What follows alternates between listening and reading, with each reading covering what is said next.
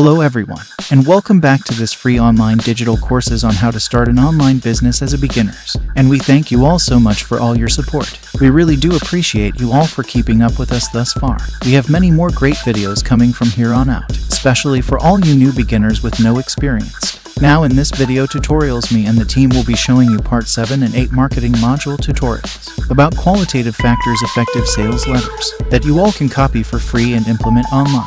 Very beneficial to our viewers and subscribers. So let's see if we can get up to 2,000 likes less than a week. To help me and the team to stay consistent with this YouTube algorithms, please don't forget to give us your feedback. For now, keep your head up, you have nothing to lose, but to gain only knowledge and wisdom on how to start an online business for free and to start making real money online as me and the team continues to upload free digital education tutorials. So be sure to watch all the playlist videos on this channel. It is very important that you don't miss out on any important details, so that you may have success. And so with that being said, let's dive right in.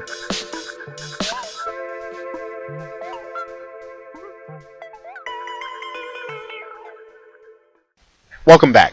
Now in this video we're going to be talking about 17 qualitative factors of killer sales letters. Now we've already talked about the basic principles in a prior video that need to be part of your sales letters. We're going to expand on this by giving you 17 more qualitative factors that you can expand on in order to make your sales letters more dynamic.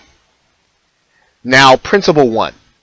You want to in your headline make sure that you have or put in there a character, someone that your buyer can relate to.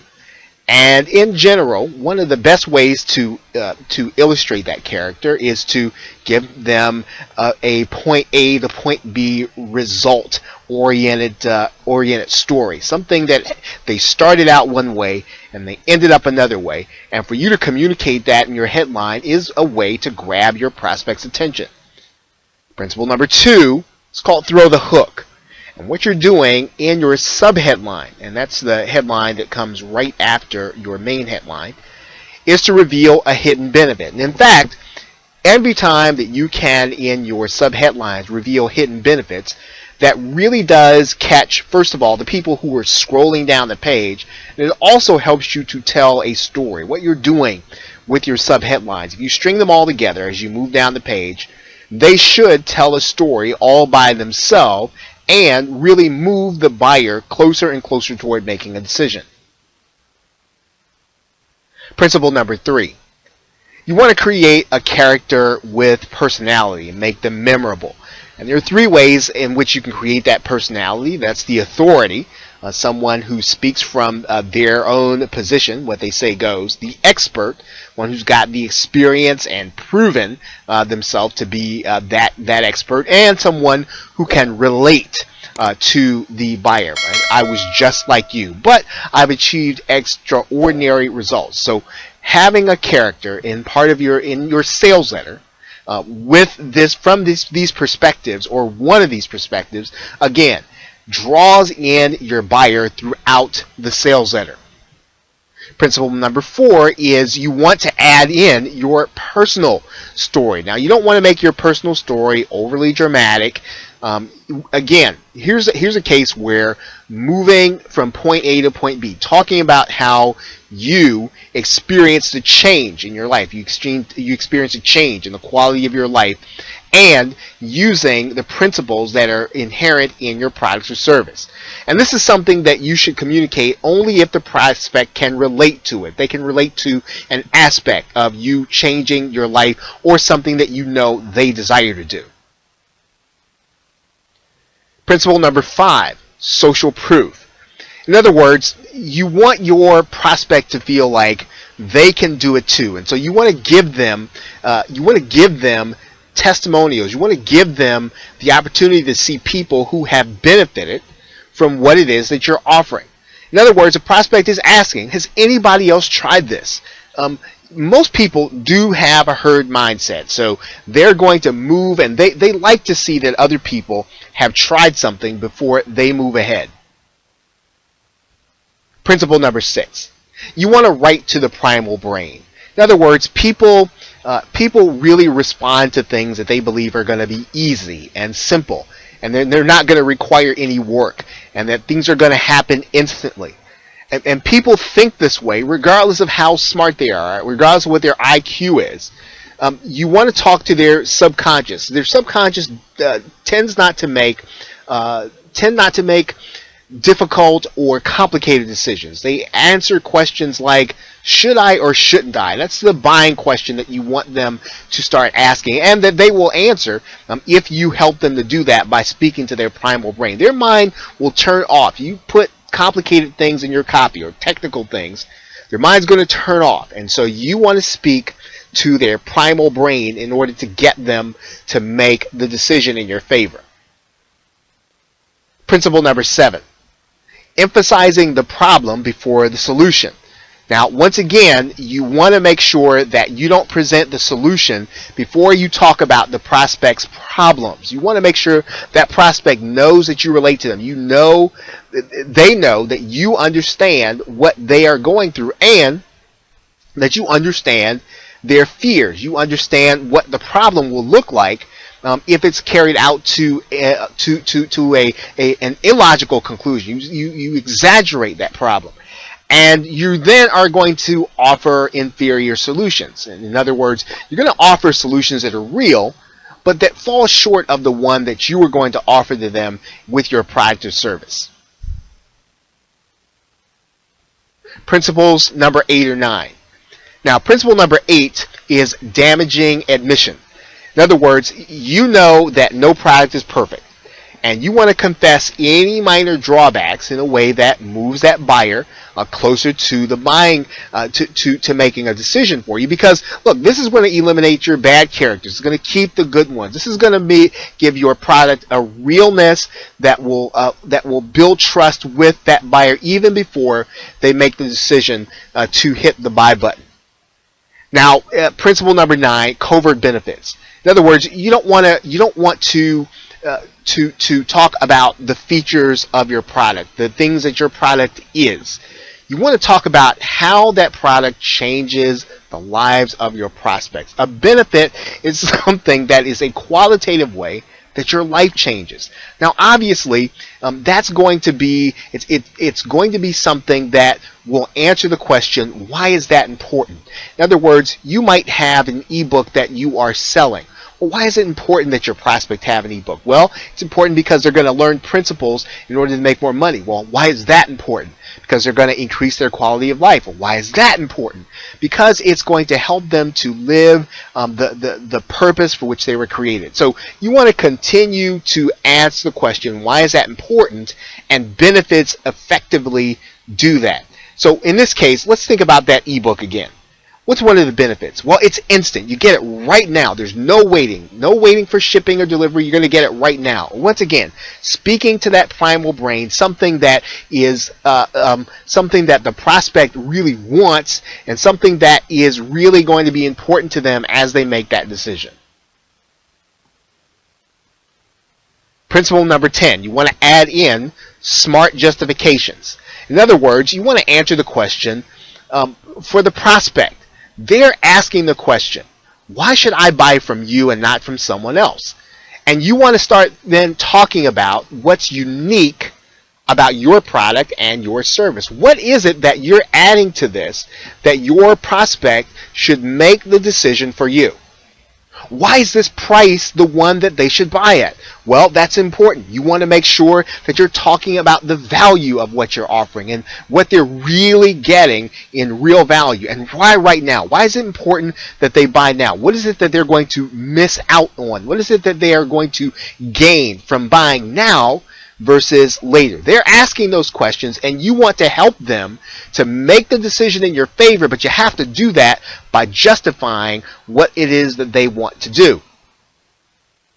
Principle 11, make the value exceed their expectations. In other words, you're going to be talking about they're going to get 10 times the value for just a certain amount. Or in other words, you want to make sure that yes, you're asking for a certain amount, but they're going to get so much more if they get your offer. And you're going to make sure that they are going to expect the price to be extremely high based on what they're reading until you finally reveal the price where you are really giving them an extraordinary value for an extremely low price. This is actually called price slashing in traditional marketing. And principle number 12, you want to work in your sales letter to increase the perceived value. Remember, you're not selling the thing. You're not selling an ebook. You are selling a solution to your customer's problem, and that's what you want to talk about. How their problem is going to be solved, how they're going to accomplish their dreams. This is not just not just the features that you want to talk about. You want to continue to pad and to pound the benefits so that they understand in those terms that, yes, it may not be necessarily realistic, but remember, they're thinking with their primal brain. You want to make sure that they understand. Their lives are going to be easier.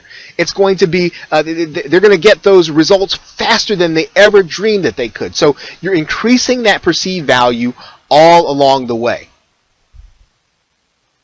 Principle number 13, a constant call to action. So in other words, you want to make sure that if your sales letter is going to be long, you want to give your buyer several opportunities to hit the buy button. You want to place order links throughout your sales copy. You can place one after the benefits and components. You can place another one after the bonuses and guarantees. You can place another one at the end. Anytime that there's a logical conclusion where your buyer is ready to buy, then you want to put a buy button there, because some people don't want to read your entire copy. They don't want to scroll all the way to the bottom of the page. And if you can convince them with one paragraph near the top of the sales letter and get them to hit the buy button, well, that's what you want to do. Principle number 14, scarcity. Now, this is one that you should have both at the end and even throughout. You want to communicate the fact that they're not going to be able to get everything that you're offering at the point at which they're offering unless they take action now. So you can limit the quantity, right? You can limit the time. In other words, you can say that this offer is only going to be available till a certain date or at a certain time. You can limit the bonuses. So in other words, yeah, you can get the offer at this price, but you're going to miss out on the bonuses if you don't get in at this particular time. And remember, you want to make sure that you add in that damaging admission. Yeah, the website's always going to be here, right? But your life's not going to change. Your life's not going to be any different unless you take action now. Continue to emphasize scarcity to the buyer. Principle number 15, illustrate the future for them and show them what their lives are going to be like if they don't purchase now, right? Tell them what's going to happen. If they don't act now, paint the picture with your words. Tell them what's going to happen if they don't take action.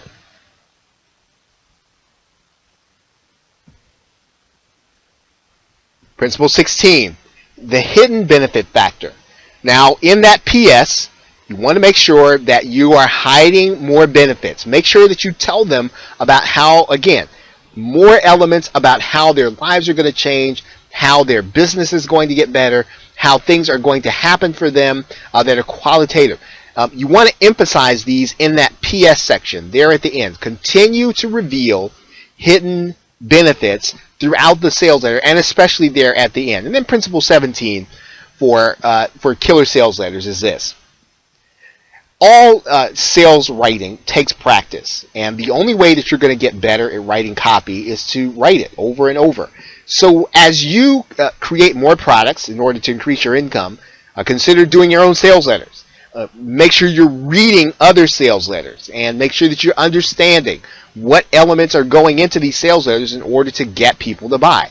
You need to understand these things, because even if you're going to hire out a sales letter, you want to understand what makes a sales letter work, and you want to make sure you understand what good copy is as you begin to create more and more sales funnels and more products.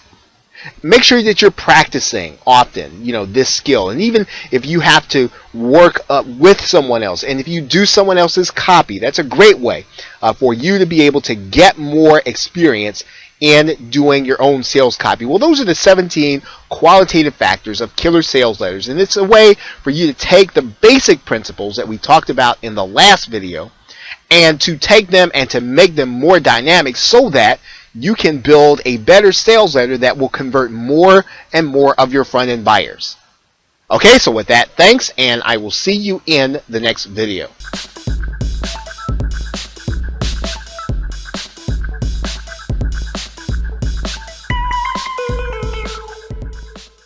Welcome back. Now in this video, we're going to be talking about how you can write a killer sales letter. We're going to be talking about some general considerations before we get into the basics of writing a sales letter. Now, you're going to want to really master this process yourself, because getting a copywriter could do this. It's probably going to cost you between $3,000 to $5,000, and that's probably going to have to be paid before you sell anything. And the higher the price of your product, the more convincing your offer is going to have to be to the customer. And so you are going to want to make sure that you have those key fundamental elements that we're going to be going over in this video in your sales copy. Now, the process really starts with a product that your customer just cannot do without.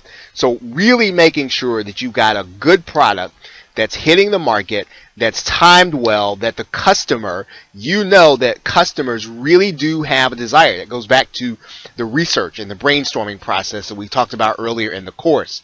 Now, your goal is to get people to buy now. Not just to buy, not to buy when they want to buy, but to buy right now. You want them to get involved with what you are offering. Now, you want to avoid fire sale pricing, if possible. You want to price your product at the value that you are trying to communicate to the customer. Fire sale pricing doesn't make you credible to either buyers or affiliates, and quite frankly, it will start to diminish your brand. If you want to attract affiliates on a continual basis, that's going to be difficult if you're offering fire sale pricing. Now, in general, what you want to do is you want to make sure that your pricing ends in 7. That's generally what internet marketing pricing does, and that is what customers expect. And there is some science on why the 7 actually works in terms of how people read numbers from left to right. In general, digital products that you're going to be offering in internet marketing, particularly the make money online niche, you want to end them in a 7.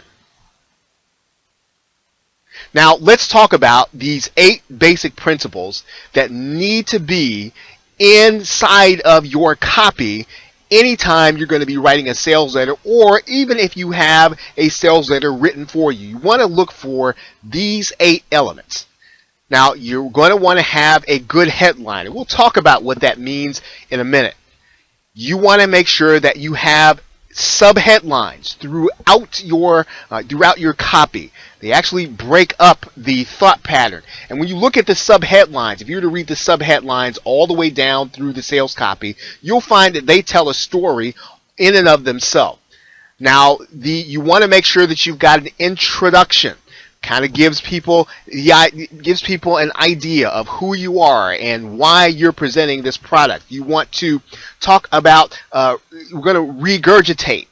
In other words, we really want to give the buyer the opportunity to see what it is that we're offering, and we want to see that they understand what this product is going to do relative to their problem. So we want to make sure that we are telling them that we understand their problem. We're setting them up to make sure that they know that we've made the connection. And we're going to present the solution. And of course, the solution then is going to be our product. Our product is the solution in context to their problem.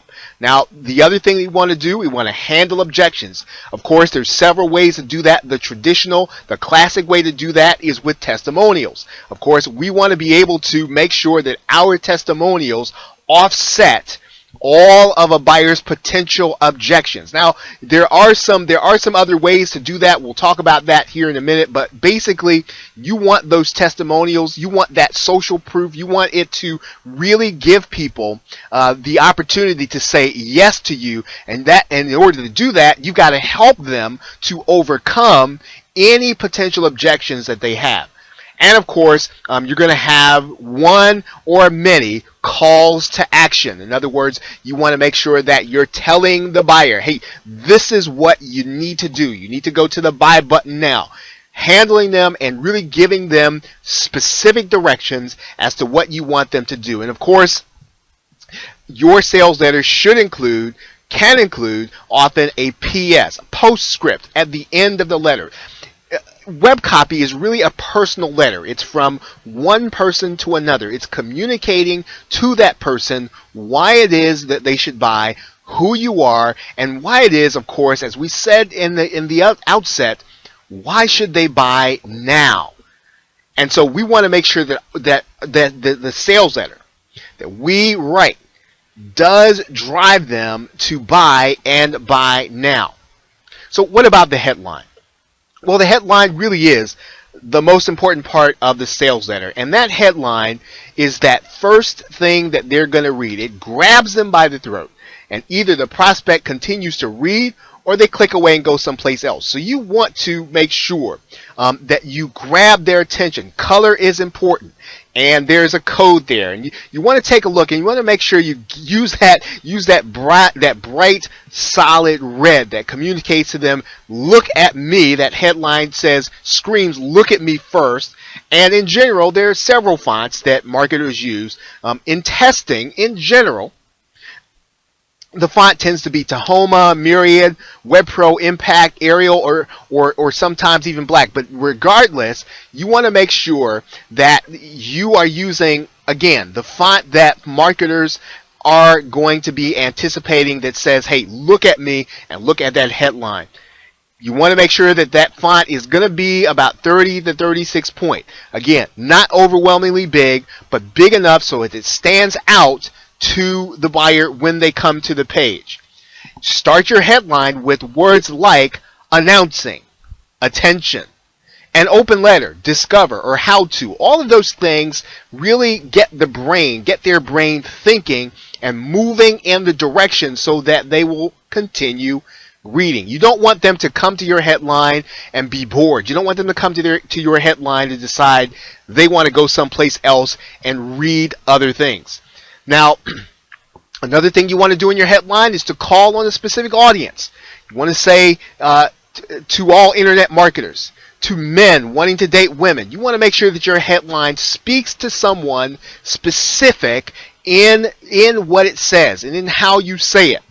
And of course, you want to address the headline, and you want it to address you, and you don't want to use general terms like you all. You want to say you. Remember, it's a personal letter. You want to promise a benefit in the headline and show specific results. Now, there are some other things that the headline really does need to have. We want to go over those things right now. Now, here's a bad headline. How to get the woman of your dreams. Now, it sounds like it's salesy, but it's really not. Really, it's generic. It doesn't say anything. It doesn't really call anybody to action. It doesn't really give anything specific. Now, here is how you might improve that. Here's how a 23-year-old goofy geek got phone numbers from 17 attractive girls in 1 week, and now he's about to spill the beans. Promises that benefit a specific result. You've got something there that grabs the reader by their throat. In your headline, you want to have a character. Notice how you've got a character in that headline. Goofy geek, right? Now, that's someone that even if you're not a goofy geek, you know who that person is. You can probably relate to that person. Now, you want to make sure that you have the headline that's going to speak to your prospect. Now, there is some science to making sure that you have your letters typed correctly. So make sure that your starting letters are in uppercase and the rest in lowercase. So don't do all caps, even though that might seem like it's really shouting and grabbing attention in internet speak. However, in a sales letter, you want to have just the starting letters in uppercase, and then the rest of the letters in lowercase. Now, sometimes a headline can also use a cliffhanger technique, and you'll see that being used in television, and you'll see that being used all over the place. And you basically want to give the reader just enough to make them curious. You don't want to tell them everything. You want to leave them, and you want to trail it off so that they've got to keep reading in order to find out what is in the rest of the sales letter. And of course, what you want to do in your copy is you want the headline to move them on. You want it to press their hot buttons. Now, what do I mean by hot buttons? Let's talk about that here for a minute. Here are your hot button words that you can use in your headline. Easy, fast, more, less, instant, right? New. All of these things are tested, time tested. Guarantee, proven, sexy, extra, bonus, original, safe. All of these things really do communicate to the buyer that they should keep reading, right? Certified, no risk, wanted, secret, limited time only. Use these words liberally in your headline and even throughout your copy also. Now let's move on to the subheadline, which comes right after the headline. And what the subheadline is really, it's a hook. All it does is you grab their attention with the headline, and now you want them to keep reading, and the subheadline actually does that. And you're going to have a subheadline every few paragraphs in your sales letter. You want to make sure that it's smaller than the headline. So you want to make sure that it's not the very same thing as the headline. The headline, remember, grabs their attention, but the subheadline is important too, and it keeps their attention and it keeps them moving in their reading. Now, here's one of the most important parts of this headline. It's really for those people who scroll through the page, right? And so what it does is it catches them and it forces them to read that subheadline because it stands out from the rest of the text, even though it's not the same as the headline. Now, not everyone's going to read your subheadline. Now, when you look at all of the subheadlines together, if you read them one by one and you skip over the text, all those subheadlines should tell a story. Right? They should tell a story all by themselves and lead the buyer down the page. So now the third element is the introduction. Now in the introduction, you want to really qualify that prospect. You talk about his or her problems. You talk about what they are aspiring to. You make sure they know that you are relating to them. And you don't want to use dear friend. Okay, that's something that internet marketers have come to use and they have come to put in sales letters, but you want to avoid that. That really screams that your sales letter is insecure, is insincere, and that you haven't really thought through your prospect. You don't really know them all that well. Be specific also. Talk about it. Dear frustrated marketer, or dear someone dear someone who wants to double their dating. Really get specific in your language when you do your introduction. Talk about them a little bit, right? Talk about yourself a little bit. Talk about how you have the same problem. Talk about how you can relate to what they're going to. Really establish that connection in your introduction, because the prospect is asking, who are you? And why should I listen to you? Now, we're going to move on to something that sounds slightly similar, but it is a necessary part of your sales letter. It's called regurgitation. And it really is this process of exaggerating the existing problem. You are going to make sure that your buyer knows that you understand what they're going through. Now, the reason that you're going to do that is because you're going to exaggerate the problem.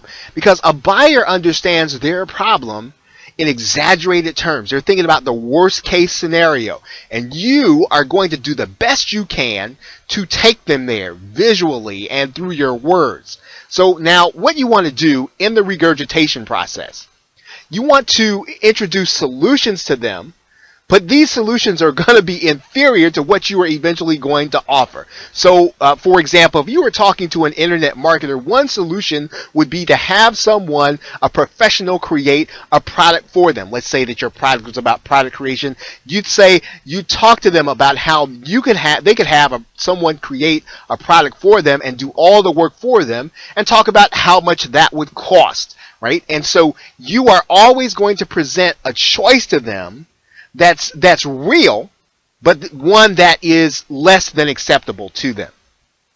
So finally, once you have set the stage by exaggerating the problem, so they know you understand, they know you understand, you've made that connection with them because you've explained that problem in terms that they are seeing in their own life and in their own mind, you are going to present your solution. And you start out by saying introducing. Right? Introducing whatever your product name is. And then you want to start talking about the benefits. What does your product offer? What does your service offer? Now, when you have more than one component, right? When your product offers more than one key benefit, has more than one aspect, you want to use Johnson boxes. And they're little colored boxes that really highlight one particular aspect or one particular component of the product. You want to put each component inside of a Johnson box. Now, just in general, right? You want to take the benefit words and any result-oriented words, easy, fast, or twice the power. You want to take those words inside of your solution paragraph and just highlight them. And you highlight them by putting a little yellow highlighting, almost looks like a marker behind or on top of it, so that it looks like you have taken a yellow marker, a highlighter marker, and just made sure that the buyer understands easy and fast is key. This emphasis is also very important as you present the solution to them. And of course, we talked about this, you want to handle their objections. So you want to make sure that you understand all of the frequently asked questions of your buyer with respect to your product or service. So you want to take your testimonials, and those testimonials really should answer in detail those frequently asked questions. And if you have any endorsements from people that your buyer would know, you want to make sure those things are in there. Those endorsements really strengthen and they really add proof to the fact that your product does what you say it can do.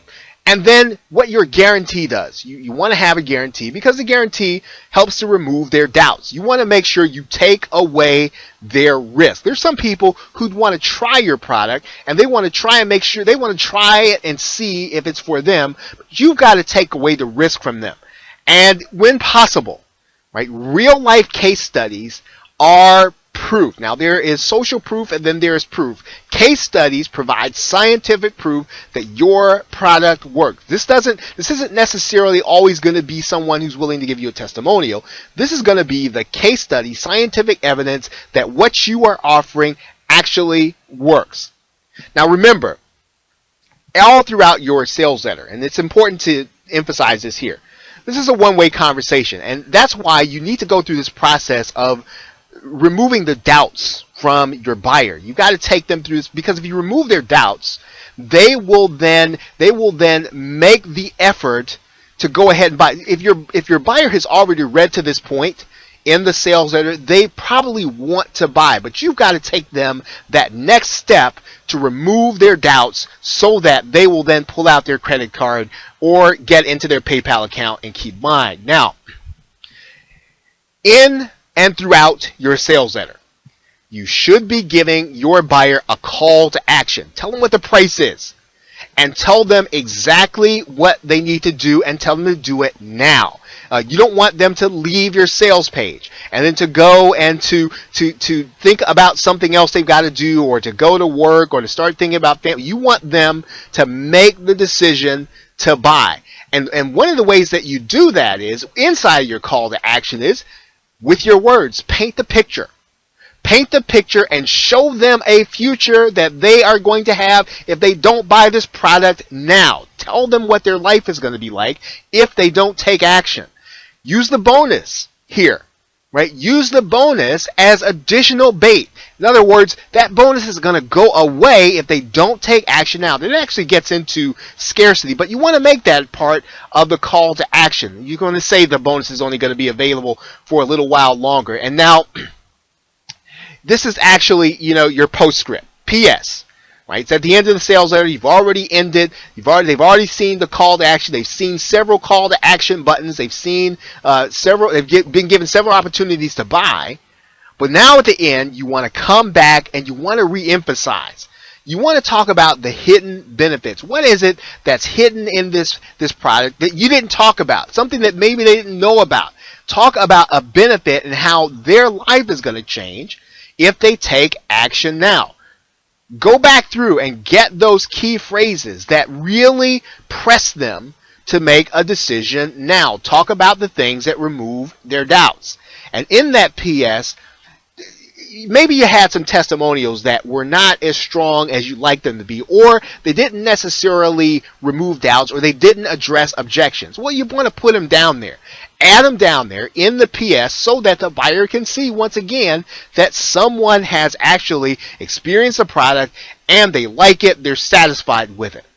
Now, of course, you've probably seen it, and you can use multiple versions of PS. But now it's recommended that you only use 3. And 3 is probably the maximum that a buyer can really handle at any one time. And beyond that, it's probably going to be a little bit of overkill. Now, we have gone through the basic elements of writing sales copy. Now, what we want to do in the next video is to give you some qualitative factors to take these basics and to make them dynamic. So make sure these are the principles that must be in your sales letter. They must be there. But now we're going to talk about how you take those and how you really make them so that they move that buyer and make them take action. We're going to show you how to make that copy stand out and convert your buyer in the next video. So with that, thanks, and I will see you in that next video. That's it for now. Ladies and gentlemen, thanks for watching this marketing module part 7 and 8 videos. Be sure to tune in our part 9 and 10 marketing module tutorials. Know that me and the team do upload new instruction videos every single week to guide you to your success. And if you're one of those people who does not have the time to watch this playlist segment's free digital course tutorials on how to start an online business for beginners, go ahead and click the links down below in the descriptions or call this number on the next screen to have us do all the work for you to help you buy some time without having to invest your own money.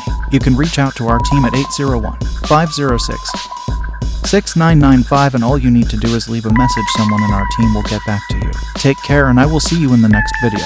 God bless.